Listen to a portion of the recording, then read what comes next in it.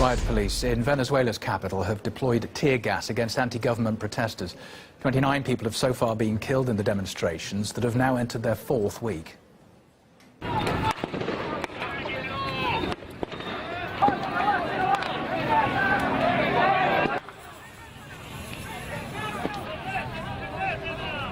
But President Maduro imposes authoritarian restrictions on elections and democratic institutions, while the government accuses the US of seeking to back a coup. Maduro's now withdrawn the country from the Organization of American States.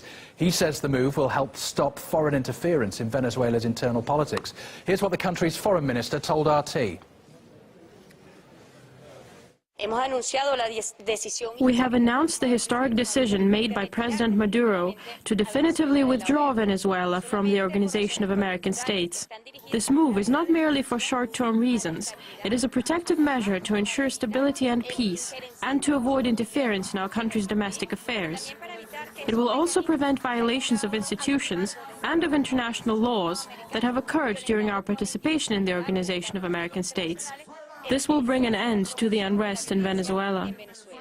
In reality, the events that have taken place over the last 2 weeks in Venezuela affect less than 1% of our country, but they have been presented around the world as though a civil war is taking place. If we really want to ensure peace, as President Maduro responsibly does, then the only solution is dialogue. Protesters have stormed Macedonia's parliament after an ethnic Albanian was elected speaker.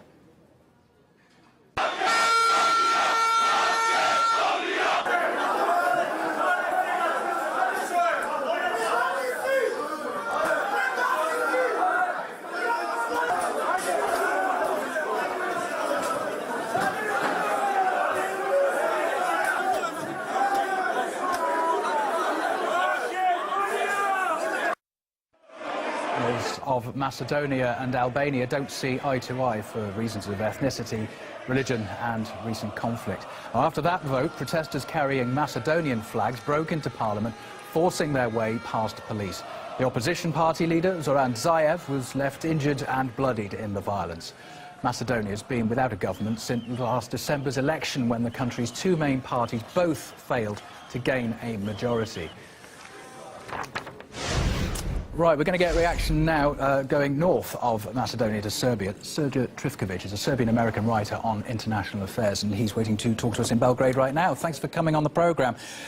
These protests over an Albanian speaker, it's all rather reached a head over the past few months, really, but does this just trace back to those claims of election fraud and vote rigging, or is this just an excuse based on years of inter-ethnic resentment?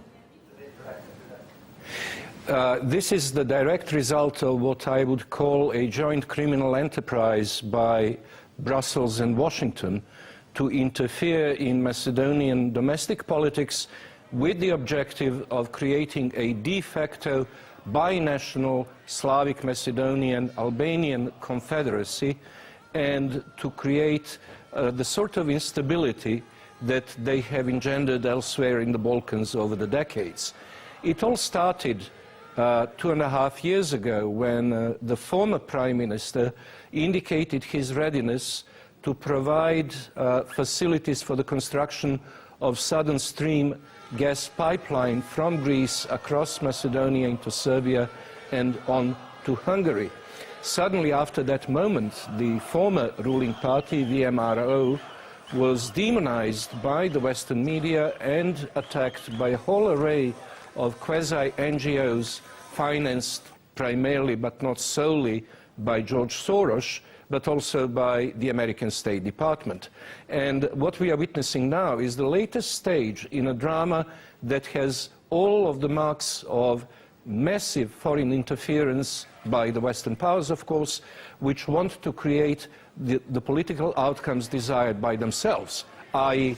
Zaev as Prime Minister, and the deal with the Macedonian Albanians on effectively bilingual, binational state. And of course, many Slavic Macedonians, even those who voted for Zaev in the election, are adamant that this cannot and will not be allowed. And that's why President Ivanov refused to succumb to the pressure from the European Union to grant the mandate to ZAIUH, because he says that the agreement with the Albanians on the language and the participation in government, which was reached after the election, is not legitimate because it had not been part of the election platform. But we're talking about a country that's been bitterly divided for so many years now. It's almost a miracle that there's been a government at all over the past couple of years.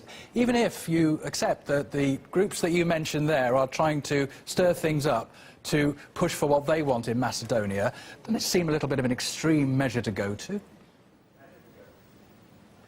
Undoubtedly, the passions are running very high. But if we look at the so-called color revolutions around the world over the past decade or two, in Tbilisi, in Kiev twice, in Belgrade, and so on, I think that the level of agitation and the level of frustration felt by many Macedonians is at least equal, if not exceeding, that which was generated at the Maidan 3 years ago.